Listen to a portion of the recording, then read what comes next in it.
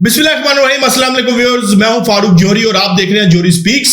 मेरा official YouTube channel है। दुनिया भर में क्या हो रहा है, इन तमाम खबरों को लेकर मैं आपकी खिदमत में एक मरतबा फिर हाजिर हुआ हूं। आज हम बात करने जा रहे हैं ईरान के हवाले से। ईरान और इसराइल तनाज़ा इस वक्त शिद्दत अख्तियार करता जा रहा है। मशरिक़ वस्ता के अंदर ऐसा महसूस हो रहा है कि एक नई आग जो है वो जलने जा रही है, नई एक जंग जो है वो छिड़ने जा रही है। अमेरिका जो है वो वेनेजुएला के बाद अब ईरान को खुली धमकियां दे रहा है। जहां ईरान को बैरूनी थ्रेट्स का सामना है, वहीं पर अंदरूनी तौर पर भी ईरान को इस वक्त सख्त चैलेंजेस का सामना है। ईरान के अंदर मुजाहिरे जो है वो इस वक्त शिद्दत अख्तियार कर चुकी है। हुकूमत की जो पॉलिसीज हैं उसके खिलाफ और महंगाई और मौशियत के खिलाफ मुजाहिरे जो है वो शदीद हैं और ईरानी हुकूमत इन मुजाहिरीन को जो है वो ताकत से दबाना चाह रही है। लेकिन on the other hand Trump ने वाज़ेह किया है कि ईरान ने अगर इन तमाम मुजाहिरीन के खिलाफ किसी किस्म का ताकत का इस्तेमाल किया तो फिर हम ईरान को इसका जवाब जरूर देंगे। यानी कि ट्रंप इस जंग के अंदर कूदने का बहाना ढूंढ रहा है। और दूसरी जानिब ईरानी सुप्रीम लीडर खामनाई है, उसका भी प्लान बी के हवाले से बात हो रही है कि उसके भी प्लान बी तैयार है। इस प्लान बी के हवाले से भी मैं आपको आज के व्लॉग में बताऊंगा। और मगरबी सोर्सेज के मुताबिक ईरान में होने वाले एहतजाजी मुजाहिरों में अब तक कितने लोग जो है वो जान की बाजी हार चुके हैं।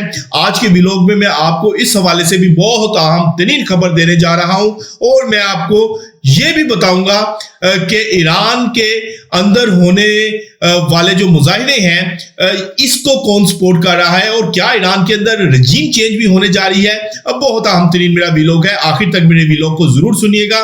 लेकिन तमाम स्टोरीज की डिटेल में जाने से पहले जौहरी स्पीक्स को सब्सक्राइब करना ना भूलेगा और बेल आइकन का बटन प्रेस करना ना भूलेगा और कमेंट बॉक्स में अपनी आरा से हमें जरूर कहा कीजिएगा कि आपने हमारे वीडियो को कैसा पाया है। तो बढ़ते हैं व्यूअर्स आज की पहली अपनी अहम तरीन स्टोरी की जानिब।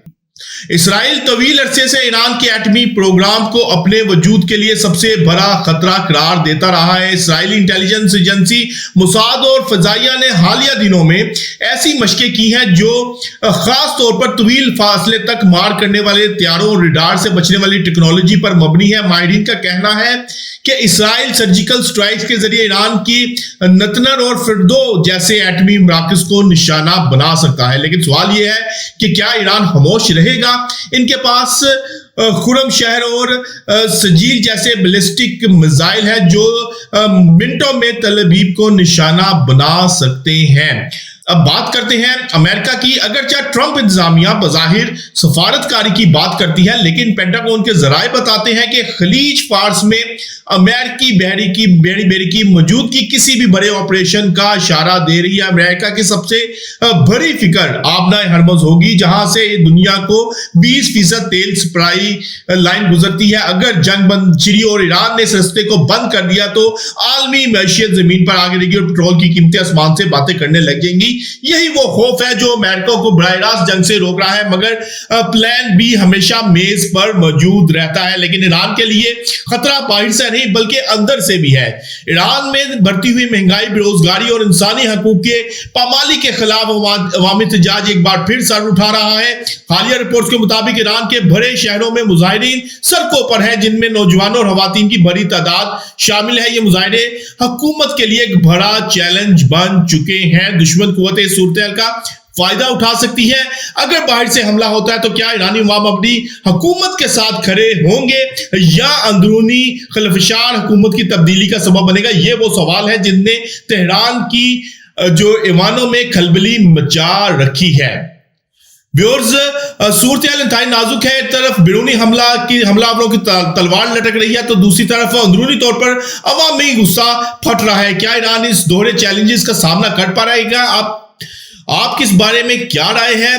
क्या इसराइल जो है वो इस हवाले से मजीद जो है वो ईरान के ऊपर हमला करेगा? इस हवाले से भी जरूर बताइएगा। लेकिन जो इस वक्त सूरत हाल बनी हुई है, सूरत हाल जो आलमी मंजरनामा है, जो आलमी सूरत हाल है, वो अब तक जो है वो ईरान की फेवर में जाती हुई नजर नहीं आ रही।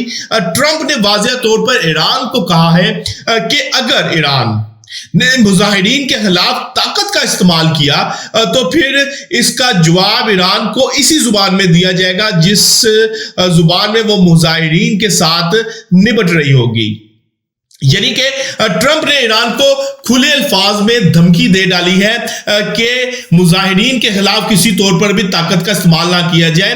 बज़ाहिर ये धमकी है, लेकिन ऐसा महसूस होता है अमेरिका इस जंग में कूदने के लिए बेताब है और इस जंग में कूद कर ईरान को इस हवाले से ईरान में रजीम चेंज करना चाह रहा है, क्योंकि अब तक की जो इतलात है जो हमने अपने गुज़िश्ता व्लॉग्स में भी आपको बताई थी, ईरान और जो ईरान इसराइल तनाज़े के ऊपर नेतन्याहू और ट्रंप के दरमियान एक मीटिंग भी फाइनलाइज हो चुकी है, जिसमें ये मामला भी फाइनल हो गए हैं कि ईरान की बैलिस्टिक जो मिसाइल टेक्नोलॉजी है, जो बैलिस्टिक मिसाइल सिस्टम है, इसको निशाना बनाया जाए और ईरान के ऊपर हमला किया जाए।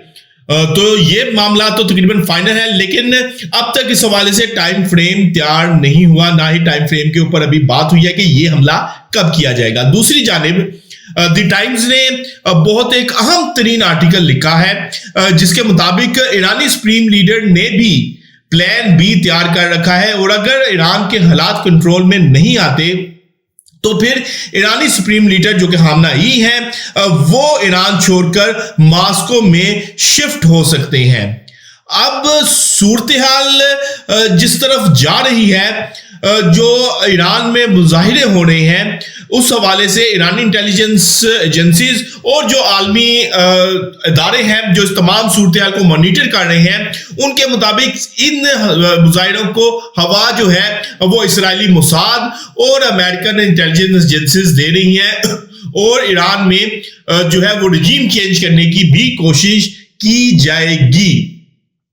तो अगर ईरान में रजीम चेंज होती है तो फिर ईरान और इसराइल तनाज़ा तो तकरीबन खत्म हो जाएगा, लेकिन सूरत हाल ये है कि ईरान मुजाहिरीन के खिलाफ जो है वो बुज़ोर ताकत इनसे निपटने भी जा रहा है और इस हवाले से वो बरमला कह चुका है कि हम अपनी सलामती के ऊपर किसी तौर पर भी कंप्रोमाइज नहीं करेंगे। अब इस वक्त सूरत हाल ये बनी हुई है कि ईरान को ना सिर्फ बैरूनी हमले का सामना है, बैरूनी थ्रेड का सामना है, बल्कि अंदरूनी तौर पर भी उसके अंदर खासा थ्रेड मौजूद है और ये थ्रेड जो है वो बैरूनी से ज्यादा खतरनाक है कि अवाम हुकूमत के खिलाफ सड़कों पर मौजूद है। तो ईरान क्या इन दोहरे चैलेंजेस से निपट पाएगा, ये तो आने वाला वक्त बताएगा, लेकिन जो सूरत हाल बन रही है वो किसी सूरत भी ईरान की फेवर में जाती हुई नजर नहीं आ रही। अब ऐसा इस मौके पर ईरान को इंटरनली कमजोर करके अमेरिका और इसराइल जो है ईरान के ऊपर स्ट्राइक्स भी करना चाह रहे हैं और वेनेजुएला के बाद ऐसा महसूस होता है कि ट्रंप का अगला निशाना ईरान होगा और ईरान में भी अमेरिका अपने जो मकासद है वो हासिल करने की भरपूर कोशिश करेगा। तो व्यूअर्स, आज हमने आपको बहुत अहम तरीन स्टोरी से आगाह किया, ईरान में क्या हो रहा है और ईरान का क्या मुस्तकबिल होगा, इस हवाले से हमने आपको बताया। कल तक के लिए अपने मेजबान अपने भाई फारूक जौहरी को इजाजत दीजिएगा। अल्लाह हाफिज।